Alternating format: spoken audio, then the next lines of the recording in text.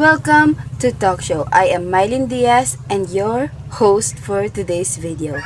So, today we're diving on a topic that's on everyone's mind, how technology is shaping the way students learn. So, in this video, let's talk about how technology impacts student learning.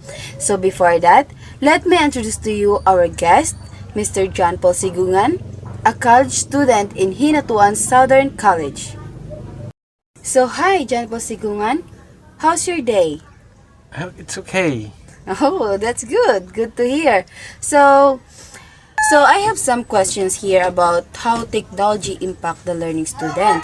So, as a college student, what are some of the biggest ways technology is influencing education? So, In your own.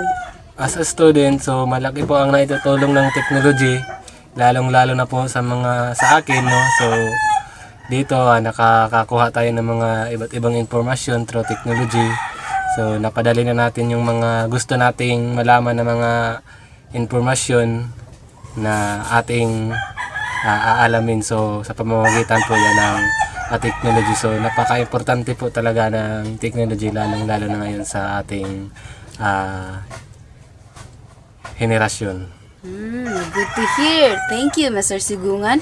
So, as a student, so how do you see technology impacting your learning experience? So, in your own, how technology help you in your own experience in everyday na nag-school ka? So, malaki po talaga ang natutulong nito sa akin, lalong-lalo na sa aking pag-aaral, no. So, lalo na sa pagre-research, yung mga informasyon na hindi pa natin nalalaman, yung mga binibigay sa atin ng mga informasyon. So, through technology, no, na ating ginagamit ngayon, so, nalalaman natin yung mga gusto nating malaman sa pamagitan po natin ng technology, no. So, through research, no, so, napakadali lang na agad-agad na natin yung malalaman yung mga informasyon na gusto nating malaman kasi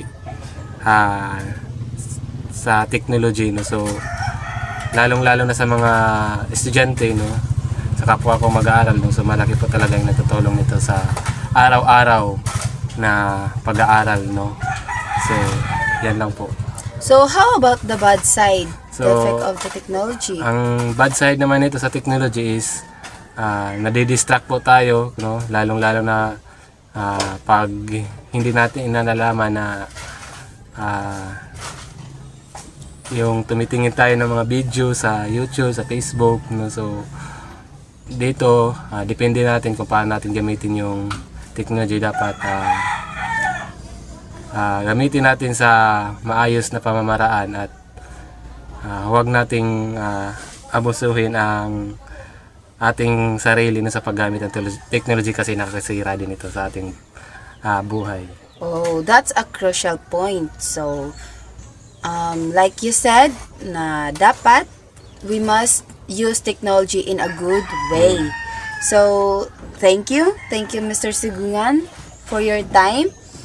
Hope that your journey as a college student will technology will help you more. So, thank you. So, bye-bye, guys. And again, I am Maiden Diaz, aka Momay. Thank you.